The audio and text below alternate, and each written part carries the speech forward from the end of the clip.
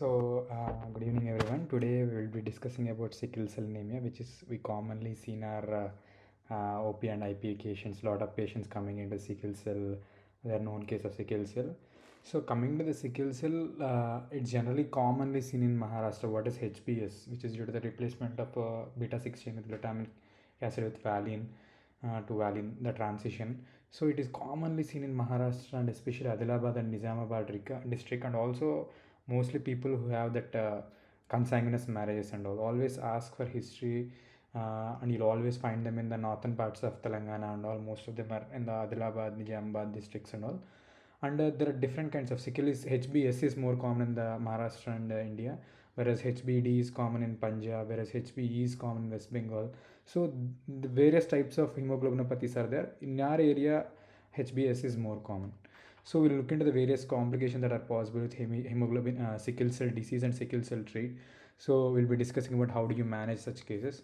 So first case, a case of 18-year-old boy, known case of sickle cell anemia, presented to you with the complaints of bone pain and shortness of breath, and an evaluation. HB is 8 milligrams per deciliter and TLC is 18,000 and platelet count is 1.2 lakhs. So how do you treat this case? So the patient is a known case of sickle cell anemia already, and presented you with the complaints of first bone pains and shortness of breath. So these are the chief complaints. So for any patient that is coming into sickle, known case of sickle cell anemia, what are the first things? Let's say the patient came to the OPD to you. So what are the advices you give to the patient? Like before he is admitted right now, what are the advices you give to a patient when he comes to an OP basis? First thing, ask them to hydrate well. If he's going to exercise or something, if he's going to work out or something, you should always ask them to hydrate well before doing any free strenuous activity, and always keep them hydrated. That is the first thing. Then you also always check his hemoglobin regularly, to maintain a target of 10. At least hemoglobin of 10 should be maintained in them, and always get them regularly immunized. That is both pneumococcal, hemophilus influenza vaccine, meningococcal vaccine, and also if sometimes splenectomy is done, penicillin prophylaxis also in prevent the pneumococcal vaccine. Mostly, even though spleen is there, no, but because of the autosplenectomy, it is functionally splenic. Actually, they are functionally splenic because most of the spleen is sequestrated this is autosplenectomized because of the sickle cell anemia. So always better to give them, vaccinate them with pneumococcal, hemophilus influenza vaccine and meningococcal vaccine always, and also better to put them on penicillin prophylaxis. So these are the few things you can always hydrate them. So these are the first things you need to tell the patient. So we'll go on discussing then what are the complications, how do you prevent them, how do you screen them in the next following case. So here the patient is a sickle cell anemia. He's hydrating well, always before exercise, maintaining his hemoglobin well. Let's say he's following all, he's vaccinated well. So that is the first thing you need to well. Then he's complaining of bone pains. The most common thing that present to the that makes the patient land up in the hospital is because of the acute pain crisis. They'll have severe bone pains and all. They have like shortness of breath is acute chest syndrome. So they can have this is the most common complaint. The acute pain crisis is the most common complaint they present to you in the hospital setting. So how do you an evaluation patient is found to have HB of 8 milligrams per deciliter, and TLC is also elevated, and platelet is on the lower side. So there is shortness of breath and bone pains. First we'll discuss about the bone pains first. So this is the bone pains. It's acute pain crisis because of the what will happen in hemoglobin S is because of the decreased deoxygenation and all, or dehydration or something. It causes vaso-occlusion. So that can cause bone pains. So for that you need to adequately hydrate the patient. You ask him to take the fluids well, and also if you want to put the IV fluids also, it is always preferable to maintain half NS, because if you go to the serum osmolarity increase also, it causes the osmolarity or increase in serum osmolarity also causes specifically the sickle cell crisis. So that is why it is always meant to maintain the serum osmolarity on the lower side. Always prefer half NS or an NS, to maintain the sodium around lower limits of sodium normal, so that you can prevent the increase in serum osmolarity. Always prefer half NS in this patient. Unless the patient sodium is too low, you can give. Otherwise, it always prefer to like around 130, 135. You can keep the serum sodium, so that also helps in preventing the sickle cell vaso-occlusion. So first thing is that. Then you start the patient with NSAID, something like naproxen or indomethacin, whatever you have. Start with naproxen. Then next thing is, if the patient is still not improving despite the IV fluid and painkiller NSAID, you hike up the NSAID. You make it a ketorolac or tramadol or something. You make the ketorolac or tramadol. You increase the to ketorolac or tramadol. If still not thinking, always better to put them on morphine or codeine. That is, or fentanyl, like the where the opioids. Opioids are the next line of management you need to give.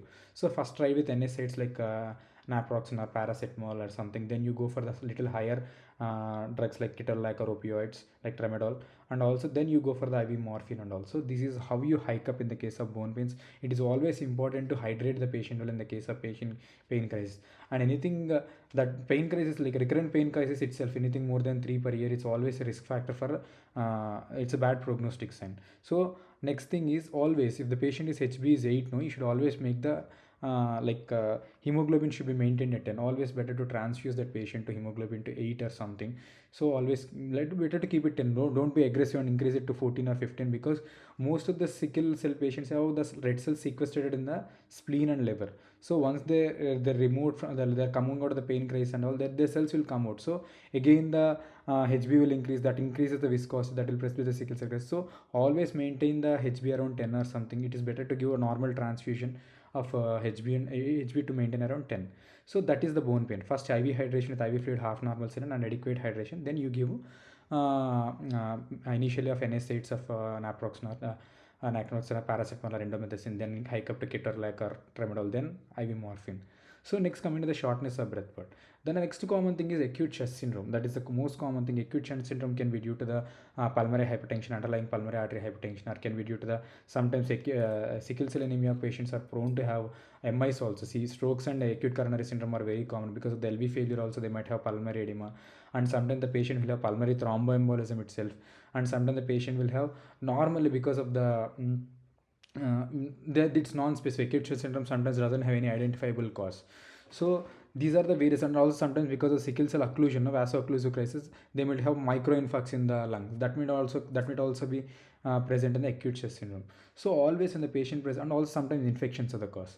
So shortness of breath when the patient comes to the patient, always think of all these possibilities, whether there's an infection or not.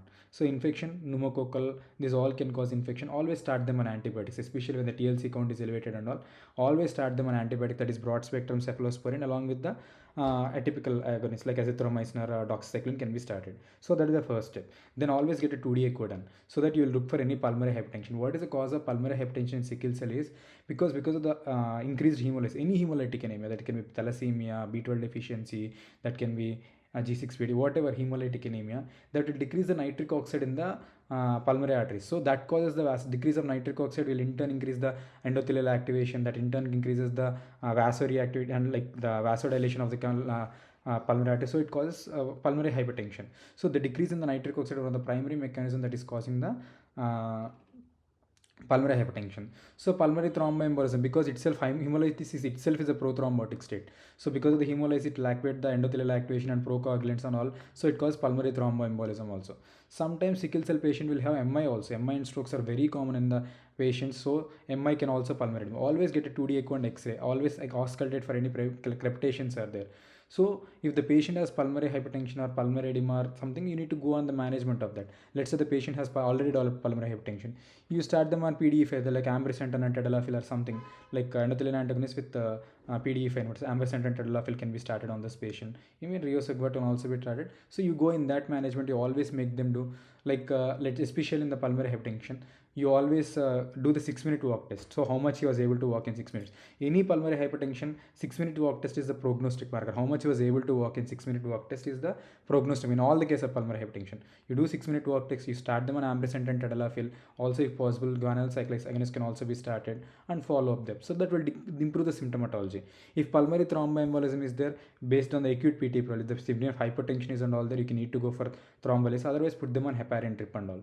And the next, if the pulmonary edema is or something is there because of the MI or something, you need to treat as per MI, like take an ECG done and also get a tropoid done, and also if possible recanalize. Otherwise put them on heart failure management. So inotropes and all, to get a CPAP or something, you need to put them on that. So the next thing is any patient. These are the common findings that are possible. So how do you maintain this patient? So let's say shortness of breath. Obviously SpO2 will be low. So always maintain SpO2 more than 95, despite of anything, not 96, 92 or 93. SpO2 should be maintained because deoxygenation itself can precipitate the sickle cell crisis. Always put them on high flow oxygen. Any sickle cell patient, if the saturation is falling little below, also always put them on oxygen saturation, because deoxygenation, like hypoxia itself can precipitate the sickle cell crisis. So always put them on the oxygen flow. So this is the thing. So For shortness of breath, you evaluate the causes, start them on antibiotics, get a 2D echo, ECG based on what is the cause, pulmonary hypertension, ambulance and affair, pulmonary edema, heart failure management, PTA management based on acute, how other BPs and all. Then always put them on oxygen, always put them on oxygen to maintain the normal saturation as good as possible. Don't put them at 92, 93 is not okay in this patient. So one thing, go as high flow as possible. And also next thing, coming to the lab parameters, HB is 8 milligrams per deciliter. So in this, whether you do exchange transfusion or normal transfusion. So generally most of the cases, let's say there is uncomplicated renal failure or something, let's say some pain crisis is there, in them normal transfusion is enough. But especially when the patient has some hepatic problem or some stroke is there, or some hypoxia which is less than 90%, which is not recovering with oxygen supplementation, especially in these three cases: stroke, hypoxia less than 90%, SpO2 less than 90%, not improving with oxygenation, and hepatic diseases. In all of them, you advise exchange transfusion. So in this patient, if shortness of breath is around 94% is improving with oxygen, you need not do exchange transfusion, just do simple transfusion. So that is enough. So but if the SpO2 is less than 90 and not improving the oxygen, you always better get an exchange transfusion. How do you do exchange transfusion? Is first you take out the patient's blood and put in some saline, like 500 ml, you took 350 ml, put 350 ml saline, again remove the blood from the patient, and now transfuse 2 packets of blood, new blood. So this will not cause fluid overload and will replace the entire HBS. It will decrease HBS to less than 30%, which we need, and also it improves the more available normal hemoglobin that will help the oxygenation better and also prevent the sickle crisis. So exchange transfusion is especially advised when SpO2 is less than 90% or hepatic crisis is there or stroke is there. So in this patient, if hypoxia is significant, you can go for exchange transfusion. Otherwise, normal transfusion is enough to maintain 10 milligrams per deciliter. Always put the HbS less than 30% or something. And also, if better is decreased as low as possible, HbS is as low as possible is preferable. TLC we started on the reactive, it can be related to the per se reaction also, but also infection should also be started and prophylaxis also be started. So these are all the bad, like these three things: any anemia, any worsening anemia, any increase in TLC, any decrease in platelet, or suggestive of bad like they suggestive the patient might go into multi-organ failure. So any anemia with thrombocytopenia with leukocytosis is parameter, like anemia, thrombocytopenia, leukocytosis is a parameter that is suggestive that patient can go into multi-organ failure. So always keep a strong careful watch on this patient and follow them up and hydrate this patient. So this is the case where you have bone crisis and acute chest syndrome. For bone crisis, you put them on IV fluids, especially half normal saline, and also pain management, you put them on NSAIDs, then followed by tramadol or ketorolac, then opioids, and also put them on oxygenation for shortness of breath, then evaluate the cause, start them on broad spectrum antibiotics, and immunize this patient at discharge. So all this needs to be done. So this is the case where you discussed about acute chest syndrome and all. Always transfuse this patient with HP also. Simpler exchange, I told you when do you exchange and simple. So this is the case. Case 2, a 20-year-old female known case of sickle cell anemia presented with frequent urination, has leg ulcers and medial ankle. So one of the other complications of sickle cell anemia, we discussed about the acute pain crisis and acute chest syndrome in the previous case. Here the patient is complaining of frequent urination, has leg ulcers and medial ankle. So all these hemolytic anemia, thalassemia will have leg ulcers, sickle cell anemia will have leg ulcers. Because of the increased endothelin activation, they will have leg ulcers. For them, some topical application is enough, topical treatment is enough for the leg ulcers and prevent the sickle cell crisis and all. But regarding the frequent urination, so why is there a frequent urination? So generally what will happen in the sickle cell anemia in the early age, like within first 2-3 years of the age of sickle cell disease only, they have hyperfiltration phase and also excessive excretion of creatinine in the urine. So they will initially have frequent urine also will be there, because what will happen with sickle cell anemia, one thing is there is a risk of renal papillary necrosis, because at the papilla oxygen saturation is low, pH is low, and it is very concentrated blood. So sickle cell sequestration is more common at medulla, where there is significant hypoxia is there. So they will cause renal papillary necrosis. It can cause tubular damage. So that can affect the concentration capacity of kidney. So that can cause the frequent urination. So that might progress to CKD later on. So always first time because urine is passing well, that is not good. Like first stage of sickle cell is hyperfiltration, and because the patient was not able to concentrate the urine well, and also because papillary necrosis, because of the hypoxia and all, there will be sickle sequestration, tubular damage, and concentrated nephrons will be affected. So they'll have nocturia and hyperfiltration will be there. Then initially, even in the case of FSG also, even the glomerular cause of FSGS. So sickle cell cause papillary necrosis, it can cause analgesic nephropathy, it can cause FSGS. So these are all the various manifestations of sickle cell. We will discuss about each of these things. So this case, we'll first start with first we discussed about renal papillary necrosis because of the hypoxia that can cause that can affect the concentrating capacity, that can cause frequent urination. The next we will discuss about is sickle cell FSGS. Even in FSGS, because of the increased pressure, because of the endothelial damage and all, because of the increased pressure, initially hyperfiltration will be there. Then patient will go to sickle cell FSGS also. Sickle cell nephropathy can focal segmental glomerular sclerosis, and you will find a shrunken kidney and also sickle cell can cause FSGS also. So any patient, children with more than 0.7 creatinine, any patient adult creatinine more than 1 also is suggestive of CKD in that patient. So adult more than 1, children more than 0.7 is also suggestive of CKD in such patients. Always screen for CKD in the sickle cell patients. And also even the they have nocturia or a hyper polyuria is also suggestive of get a urine specific gravity and urine osmolarity if they are able to concentrate the urine well or not. So that will also tell you if there is any tubular damage per se. And also because the patient of sickle cell anemia has pain cries and all, they'll have analgesic nephropathy also. So analgesic nephropathy, because of the frequent use of analgesics, they can cause the pre-renal like preglomerular damage, and because they affect the renal afferent arterial dilation and all. So that can cause NSAID nephropathy also, that can cause glomerular damage also. So analgesic nephropathy is also a problem, but analgesic nephropathy is generally seen if the cumulative dose is more than 1 to 2 kgs. Like you calculate how much amount of NSAID is taking in the last 2 3 4 years or whatever it is, you cumulate the dose, calculate all the dose. Let's say he's taking of 1 gram like 500 mg of paracetamol twice daily for last 6 months. So let's say 500 mg into 2 is 1 gram per day. So for 180 days, it comes around 180 into it's taking 180 gram, it comes around 180 grams or something. So that is the thing, 180 gram. For generally it will come around on more than 1 kg is what causes significant analgesic nephropathy. That is one thing you can ask when you label the analgesic nephropathy and all. And also the kidneys will be more irregular in the case of analgesic nephropathy. That is one more sign. So here the patient has frequent urination. Sometimes the sickle cell anemia can cause tubular damage, that can cause ineffective concentrating capacity of tubule, that can be due to papillary necrosis and also tubular damage or anything. That is a possibility. In this patient, always screen for the CKD, get an ultrasound on, get a urine specific gravity, urine osmolarity, and put them under follow up if there is any sickle cell nephropathy and all. So this might be case of sickle cell nephropathy. So 20-year-old male, because of the sickle cell nephropathy, patient will anemia more worsens more because it will decrease the erythropoietin levels also. That is one more cause. Then you need to supplement with EPO also. So sickle cell nephropathy also worsens the anemia because of the decrease in EPO levels. A 20-year-old male known case of sickle cell anemia presented with sudden loss of vision, which is painless, and has a recurrent respiratory tract infection, and a CT brain has lacular infarcts. So we discussed about acute pain crisis, we discussed about acute chest syndrome, we discussed about sickle nephropathy, we discussed about then we discussed about leg ulcers, then we discussed about now sudden loss of vision. So eye related symptoms.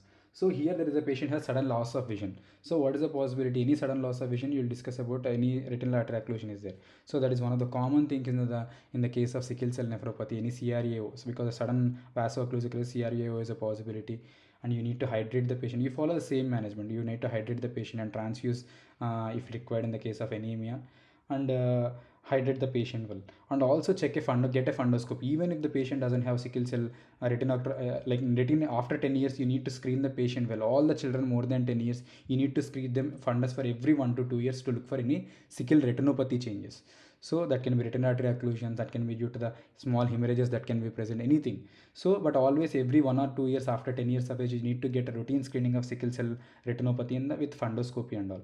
And as a recurrent respiratory tract infection, so because of though the spleen is there, it is almost a functional splenic actually, because most of them is autosplenectomized.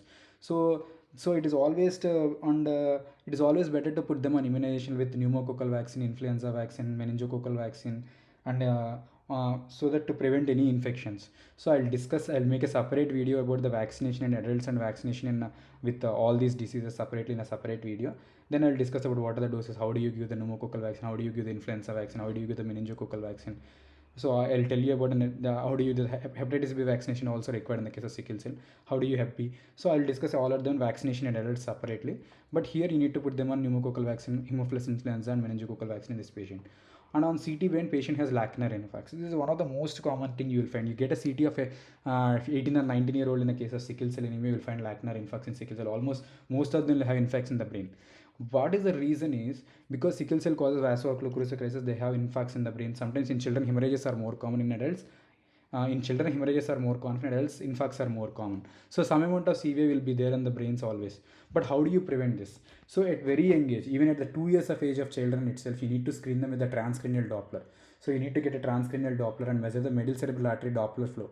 If it is more than 200 centimeters per second, so that is suggestive of abnormality. You need to go for treatment. So how do you treat? I will tell you later. But it always better to screen them with the transcranial Doppler at 2 years to 16 years. By 16 years, they will develop, most of them will develop strokes or something. But 2 to 16 years, it is always better to get them with transcranial Doppler screening every time. So to look for middle cerebral artery flow. If it is abnormal more than 200, you need to put them on treatment. So what is the treatment you can give in this patient? So most of them, like if the patient has already a stroke or something, it is always better to give transfusions and along with iron chelation. Because when you are giving transfusion, whether it is thalassemia or sickle cell anemia, always put them transfusion plus iron sequestration, because iron overload can cause cardiomyopathy, pancreatitis, and other complications. So always put them on transfusion therapy plus iron chelation both together. Never write iron folic acid tablets in sickle cell anemia patient or thalassemia patient, because they are already iron overload patients. So never write such prescription. You can prescribe folic acid, but don't write iron tablets in the case of sickle cell anemia and thalassemia patient, because they're already iron overload patients. So in these patients, again, first thing is CT brain. First you do transcranial Doppler from 2 to 16 years. If there is already infarct is there, or if the already patient has some kind of event of a CVA is there, then always go for a transfusion, regular transfusion, to maintain the HB of 10 and all. So it is always better to go for regular transfusion in those patients. If the patient has acute event, then go for exchange transfusion. So let's say if the patient doesn't have any event, you are just following up to prevent. So for a primary prevention of stroke, what will you do? You can put them on hydroxyurea. So hydroxyurea is one drug which can increase the HbF levels. So fetal hemoglobin is one thing which has IF need for oxygenation. So it prevents that hypoxia in the blood vessels. So it will prevent the sickle cell crisis and all. So hydroxyurea is one thing you can give in the patients. Hydroxyurea is helpful in preventing the pain crisis. It is helpful in preventing the vaso-occlusive crisis also. So it can be used in the primary prevention of stroke. Before any stroke occurred, you can put hydroxyurea also in this patient at the dose of 20 milligram per kg in the case of child, and for adult 15 milligram per kg is hydroxyurea dose. So if the patient has already an event, always go for transfusion plus iron chelation. If the patient has acute event, exchange transfusion. If the patient doesn't have any CVA event before, always go for hydroxyurea treatment in this patient. So this is the various management of these patients. A 30-year-old female, history of avian hip. So avian hip, like the patient will have these vaso-occlusive events anywhere. Like avian hip is one more thing. Avian hip, you need to replace the hip in that patient. It can have bone marrow necrosis also sometimes. Sickle cell patients will have bone marrow necrosis with aplastic anemia sometimes. Sometimes a patient presented with pancytopenia. He's a known case of sickle cell. So how do we find out we have vertebral influx? So a vertebral influx, we went back and checked for the sickle cell smear. We found sickle cells are present. Then we did electrophoresis. HbS is also high. So then we did a bone marrow. Bone marrow is all necrosed. So then we realized that sickle cell related bone marrow necrosis. So aplastic anemia in sickle cell can be due to bone marrow necrosis, or secondary to some infection like parvovirus B19 or EBV infections can also precipitate aplastic anemia in sickle cell crisis is in sickle cell patients. So if the patient with pancytopenia, always get a bone marrow and look for any infection, viral infection like parvovirus or EBV and non-Hep B, Hep C viruses. So that is one more thing. And comparing the fever, right upper quadrant and jaundice with bilirubin of 54 milligrams per deciliter. So if there is a hemolytic anemia that can cause bilirubin of more than 100 or something, let's say hemolytic anemias cause hemolysis of bilirubin of 6 or something, not more than that, most of the hemolytic anemias. But if there is a hemolytic anemia that can cause bilirubin going to 15, 20, 50, 100 also, that is sickle cell anemia, because of that can be due to acute hepatic sequestration or acute intrahepatic cholestasis also. So that can cause the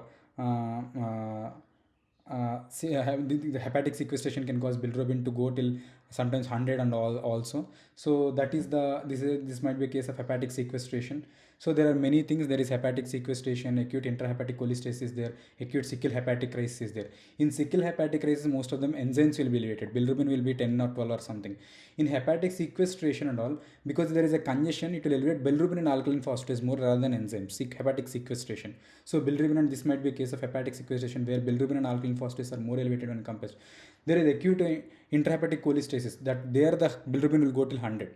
So sometimes more than 100 enzymes also will be elevated. That is a very grave prognostic symptom. So acute intrahepatic, that is one more thing. That is a possibility. In all of them, you need to do exchange transfusion. Most of the cholestasis sequestration and hepatic intrahepatic cholestasis, where you need to do exchange transfusion and hydration, exchange transfusion, any pain management. So these are all management needs to be done. So this might be case of hepatic sequestration with AV and HIP. So these are the various complications we discussed. One thing, because of the infection, meningococcal meningitis and also pneumococcal meningitis is very common. You need to vaccinate them well. Stroke is very common, 2 to 16 years. You need to do the transcranial Doppler from 2 to 16 years. If there is already a stroke, put them on transfusion therapy and iron chelation. If there is no stroke previously, put them on hydroxyurea. Acute event exchange transfusion. So sickle hepatopathy, we discussed about acute hepatic crisis, sickle crisis, where there is enzyme elevation and bilirubin elevation, where you use simple transfusion and symptomatic management. Sometimes hepatic sequestration, where we'll have significant bilirubin elevation rather than enzyme elevation. There is intrahepatic cholestasis also, where may require exchange transfusion and symptomatic management of liver. And gallstones are also very common, even cholelithias, because of the hemolytic anemia, gallstones and cholecystitis, choledocholithias, they're all common. So here even the patient can have choledocholithias, and cholelithias is also possibility. Always get an ultrasound and look for any cholelithias or choledocholithias. If there is obstruction, remove the stone, put a stent in place, and that will recover.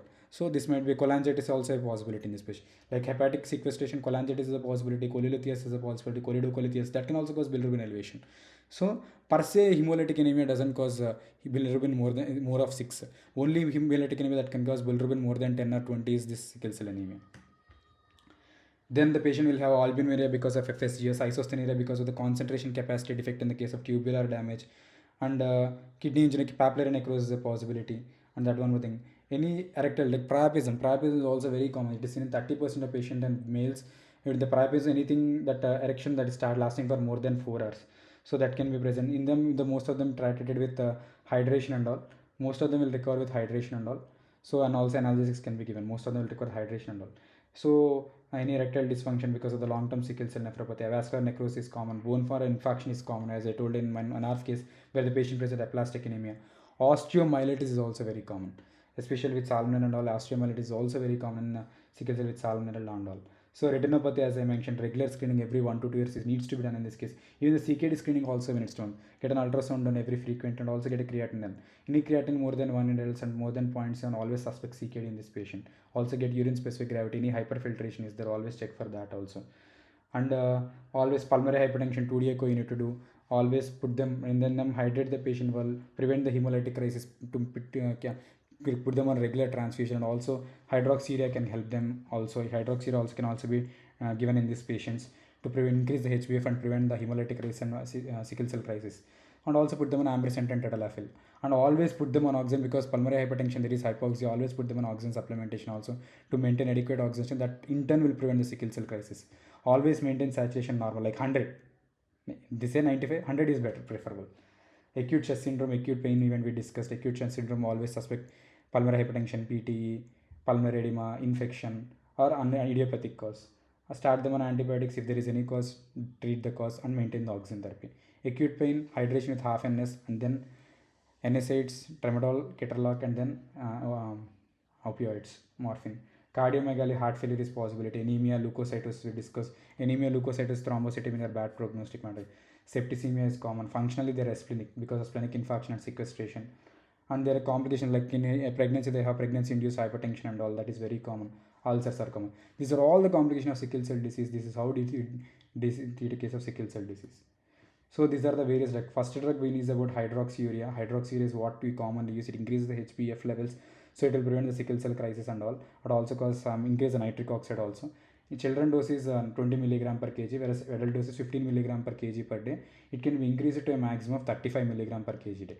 But always look for any myelosuppression. Always check for absolute neutrophil count and reticulocyte count in this patient, and monitor liver enzymes and renal enzymes in these patients. So you can start hydroxyurea in the patient. That will prevent the pain crisis, that will prevent the acute chest syndrome, and also will prevent the hemolysis also. Sometimes effective in the case of primary prevention of stroke also. So you can start hydroxyurea in sickle cell patients at this dose, 20 milligram per kg in children, 15 milligram per kg per day in the case of adults. Other drugs which are available are oxalitor is there, crisalinizumab is there, which is P selectin antagonist of endothelin, that will prevent the pain crisis. So it inhibits the salivation to P selectin. So it will mostly prevent the pain crisis in this patient. This is under trial. It is being done in NIMS also, crisalinizumab. So crisalinizumab trial is going on. That will inhibit the pain crisis. And oxalitor is the one more drug that can be used, that has inhibits the polymerization of HPS. So oxalitor is also effective in reducing the pain crisis and also hemolytic crisis and sickle cell crisis. This is a newer drug, oxalitor, inhibits the polymerization of HPS. L-glutamine also, it reduces the oxidative stress, and that is also effective in treating the therapy. These are all the newer agents. L-glutamine, oxalitor, and crisalinizumab is the newer drugs in the treatment of sickle cell disease. So the main medication, NSAIDs I told, ketorolac I told, opioid management I told. So these are the iron chelation therapy. We will discuss more about the iron chelation therapy in the case of beta thalassemia when we are discussing about thalassemia. But these are the most common. The desferazerox is what we use, and desferapiron is what we use. The dexamethasone is an IV injectable. So that is also what we use. So these are the various iron chelating agents. We will discuss more about in thalassemia patient. So coming to the conclusion, always an IP patient, adequate hydration with half NS. Always manage them pain well, and always look for up to down. Get a CT brain for infarcts. Retinopathy screening should be done. 2D echo should be done for pulmonary hypertension. Any CAD is there. Get a chest X-ray. Look for any infiltrates or any infection always, and check an ultrasound to look for any how is the spleen size. Functional splenic always. Even if the function is splenic or splenectomy is there, always immunize the patient with pneumococcal influenza vaccine, meningococcal vaccine. And if the patient has CKD, any changes in the kidneys also should be looked for. And then patient always check for creatine also, always check for specific gravity, and also see urine osmolarity also, and look for any oral ulcers or avian necrosis and the palatal hip for avian and all. So this all needs to be done. And what advice you give to the patient: adequately hydrate the patient well, take the hydration well, maintain the HB around 10. So, and then adequate immunization should be done. If there is patient is going for strenuous exercise, always hydrate the patient well, and regular screening of retinopathy screening, CKD screening, vaccination should be done. So all needs to be done. These are all the things you need to put in the case of CKD, in the case of sickle cell. Regarding the treatment part, if there is a simple transfusion in almost all the cases, except in the case of there is a SpO2 less than 90%, not improving the oxygen, or acute stroke is there, hepatic sequestration is there, in them you need to go for exchange transfusion, or multi-organ failure is there. In these cases, when you can go for exchange transfusion. In other normal priapism, pain crisis, or renal impairment, you need not go for exchange transfusion. Simple transfusion is enough to maintain the HB around 10. That is our target. And also these are the, and hydroxyurea can be started in all these patients with around 20 milligram or 15 milligram per kg, and always put them on supplementation of folic acid. Never start iron in these patients. So these are the case. Unless iron can be started, there is iron deficiency, but most of them are iron overload conditions. Thank you.